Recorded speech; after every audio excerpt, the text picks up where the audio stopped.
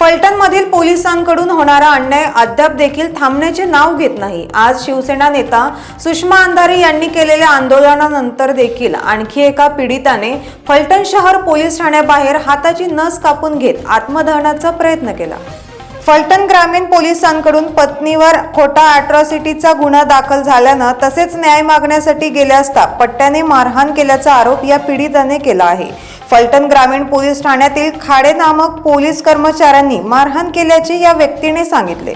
दरम्यान शहर पोलीस ठाण्याच्या आवारात या व्यक्तीने हाताची नस कापून घेण्याचा प्रयत्न केल्यानं एकच धावपळ उडाली। पोलिसांनी तात्काळ संबंधिताला ताब्यात घेत उपचारासाठी रुग्णालयात नेले आहे।